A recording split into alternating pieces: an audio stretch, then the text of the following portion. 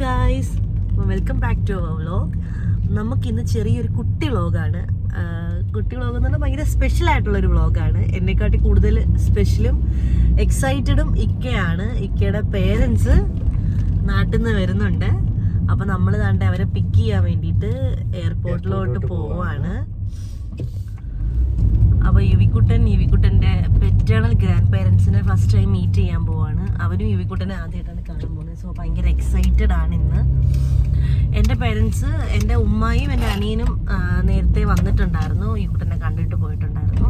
പിന്നീട് വാപ്പായും കൂടെ ഉള്ളു കാണാൻ. ഇൻഷാ അല്ലാ ഉടനെ വാപ്പായി കാണിക്കാൻ പറ്റട്ടെ.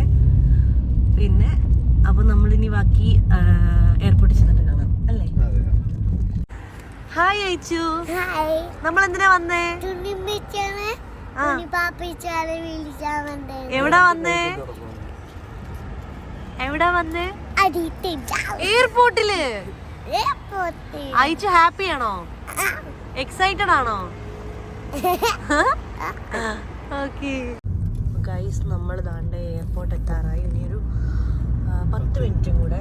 അവർ ഓൾറെഡി അവിടെ ഇറങ്ങി വെയിറ്റ് ചെയ്യുവാണ്. നമ്മുടെ പിന്നെ ഇക്കയുടെ ഒരു ഫ്രണ്ടും കൂടി വരുന്നുണ്ട്. അപ്പം ആളെയും കൂടെ വെയിറ്റ് ചെയ്ത് നിൽക്കുക.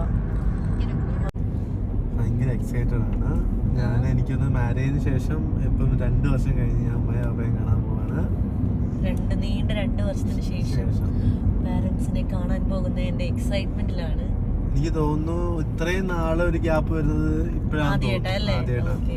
പിന്നെ ലാസ്റ്റ് ടൈം ഉമ്മക്ക് വയ്യാതിരിക്കാതെ ഞാൻ വന്നപ്പോ കാലൊക്കെ ഉമ്മ വന്നിട്ട് വേണം ഉമ്മയുടെ കുറച്ച് ഫുഡൊക്കെ കഴിക്കാൻ.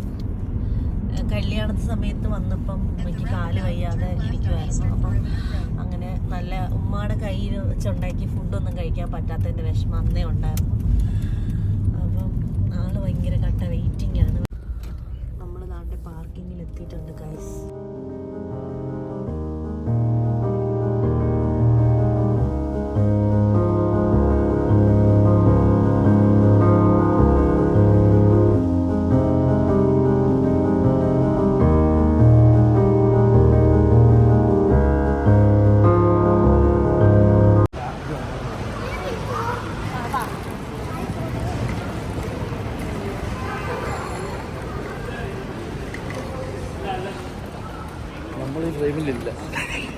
നമ്മൾ ഔട്ട് ഓഫ് ഫ്രെയിം.